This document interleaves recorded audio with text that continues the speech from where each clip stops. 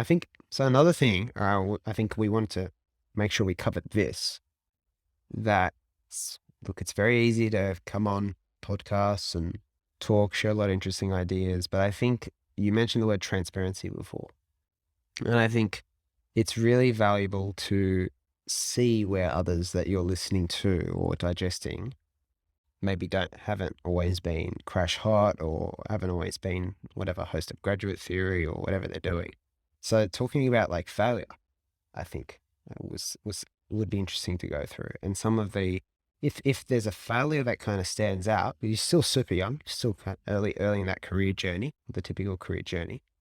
But are there at this point in time any failures that kind of stick out? Favorite moments? Maybe they were setbacks at the time, but there's been some sort of silver lining or key learning.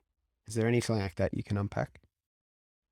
Yeah, I think, yeah, it's a good question. And I think I haven't had too really any failures that have been like life ruiner, like something Yeah. that's really crushed me. Went broke, had to start again. Yeah, yeah. Fired, kicked out, Yeah, no one like I wanted to haven't had any hire. horror stories, and my upbringing really has been quite good.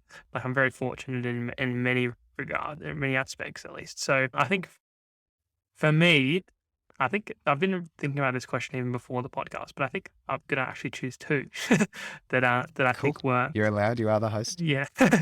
So one of them, and maybe these weren't even like we've said, not like a particular moment that was a failure, but it's maybe something that I didn't do as well as I would have liked and caused me to improve on in the future. One thing was I really through my first 3 years of uni, I really just coasted by, didn't really, that whole idea we just spoke about intentionality and things like that. I wasn't really intentional about what I was doing. I was just doing almost the bare minimum, just coasting along. And then it wasn't, and that was something that in hindsight, I wish I did more. And it wasn't until I went on exchange in the first semester of 2019, I went to Sheffield in the UK for 6 months, and it was. I remember this because I through the whole thing I did like video, like video blogs or whatever, and even just like my own Right. video journals. I remember it was the night before I was coming back to Australia, and I had my video out and I was recording myself on my phone, just like walking down the street, and I was just talking about what I wanted to do when I arrived back in Australia. So I'd been away for so long, and it was the first time I'd been away from my family and my friends and everything for that long. Um, and I was reflecting on my experience at university and life generally.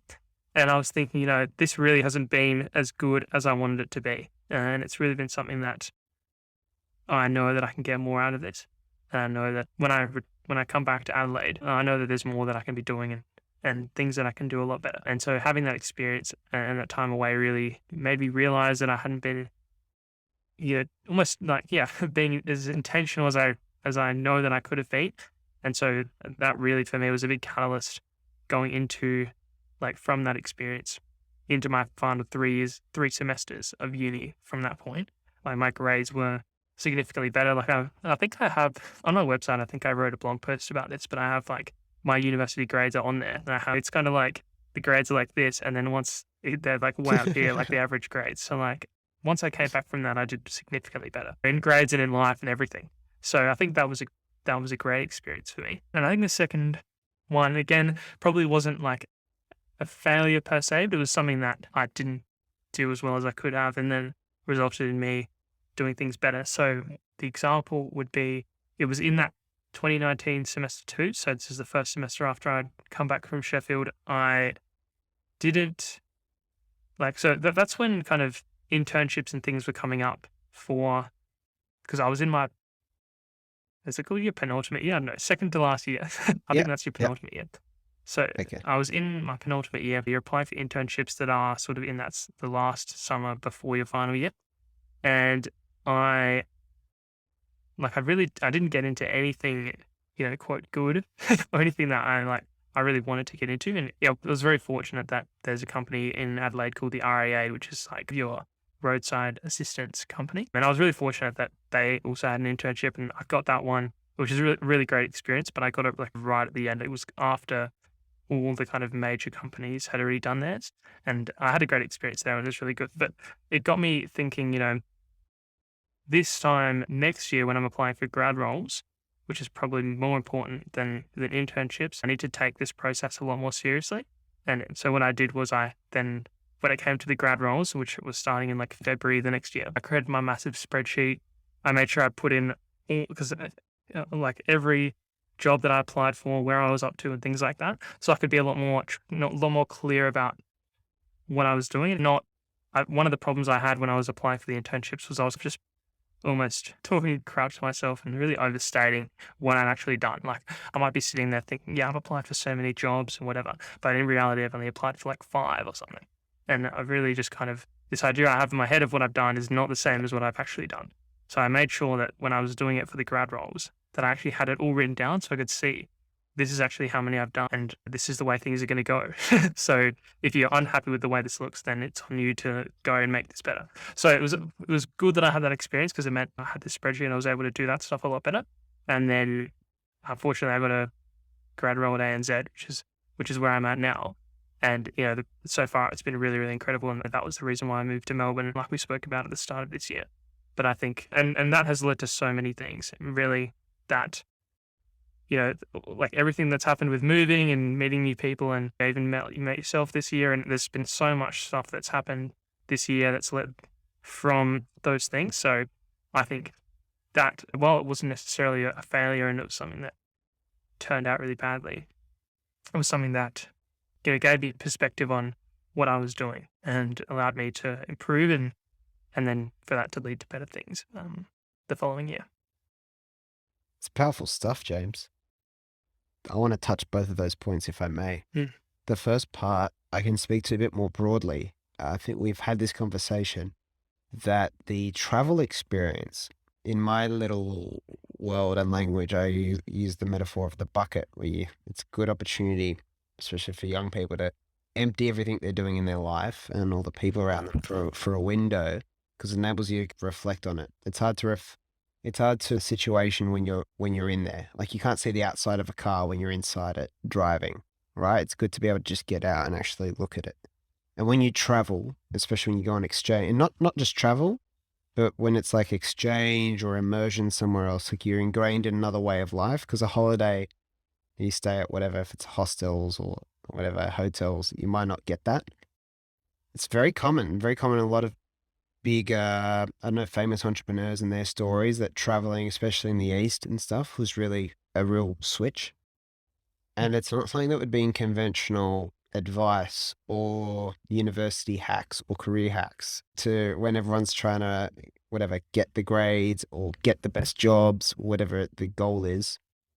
It seems like a counterintuitive idea, but I actually wanted to place emphasis on it because I think you've given a very powerful example of it. And my observation and my own personal experiences a bit more broadly, building on that, it tends to have that impact if it's a true immersion, like exchange experience. It also answered another question I had, which is why you go for the Blades. Now I know you're actually in Yeah. Sheffield. That's a soccer reference for those unfamiliar.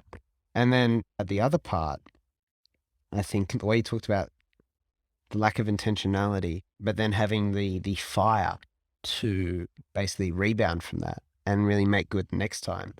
I think it's a very big point. You put great language to it.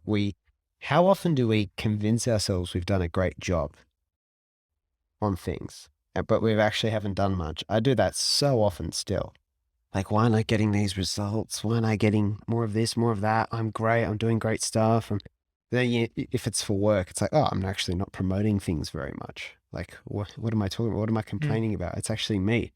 There's so often our mind is just a really easily deceived little tool, isn't it? Like it's so easily deceived into a state of like entitlement, because I think we have a resistance at first to doing the work. But that's a great story of it actually getting you to get into gear to actually prepare and then see the results. And I think if 20 or 21 listening to that, it would fire me up to just get proactive, because why not? Now you've got the call to action. Right now, it's not hard. It's just process and you get the results. Like you're a good example of that.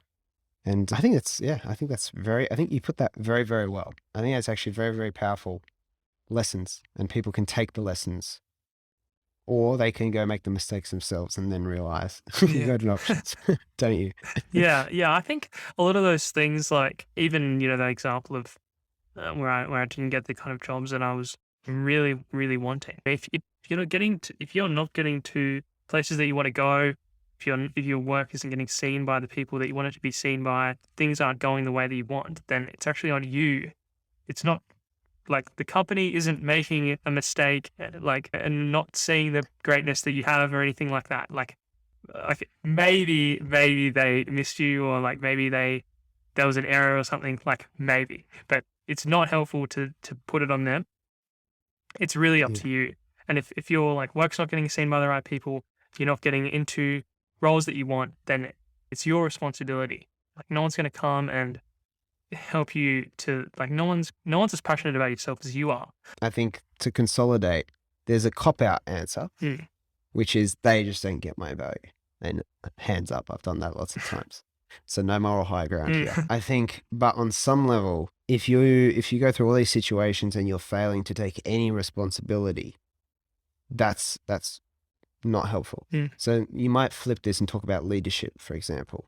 When you see a great coach of any sporting team and the team puts out a terrible performance, you never see a good coach go into the press conference and say, I gave them a great game plan. The boys let me down, or the girls let me down today. They're rubbish. James at right mid, he was terrible. Joe at center mid, he was terrible. You just don't see that. But how many times is that actually the case? But the coach seems to always take responsibility and take it off the players, like as an example of leadership. So you might consolidate that lesson you have into like leadership of yourself. It's like, yes, there are always politics at companies.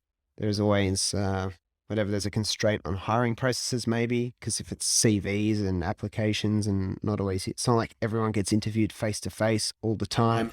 So there's storytelling involved and there's interpretation. So yes, there are some outliers that there's some factors that you can't control. But at the end of the day, you don't get to control that, do you? And I think that's why acknowledging what you can take responsibility for is really your point. Well, I don't know. I found that the point of your story, because you also can't guarantee someone will hire as well. But what you took control of is like a pretty good bet. Like you're going to get somewhere when you take that approach. Taking the approach of, I did the work, they just don't appreciate me. Well, cool. You can take that mindset, but where's going to get you, even if it's true? Yeah. Even if it's true. Yeah, That was my interpretation of your story. I think it's a very important part of like just life. I think it's a great thing to learn at a young age. Yeah, absolutely. I don't know if that makes sense. Yeah, no, I think it does, and I think it got across well, which is good. But yeah, I think there's a lot of those situations that can happen where, it's easy to blame other people for why you're not getting to a certain place, or why there's bad things happening or whatever. And it's just, I think it's so important to ask that question of what role did I have in this situation, and how can I, how can I make this situation better, and what mistakes did I make in this? Even if you didn't make it, maybe you didn't even make any mistakes, but like really taking as much like responsibility, and like, because everything that's happening in your life is your fault almost, and trying to shoulder that, and then doing things that way, I think is important. Because the key thing, I guess, is that no one's going to come and like fix your problems for you. Like you have to do it yourself. So no one's just going to come and ask you, do you want a job at your dream company? Like no one's ever going to do that. So it's on you to go and get those opportunities yourself. And I think that's something that I've learned, and I'll continue to learn. But I think it's something that's quite important. Yeah. Well, a great thing to keep top of mind and take away. Like very great.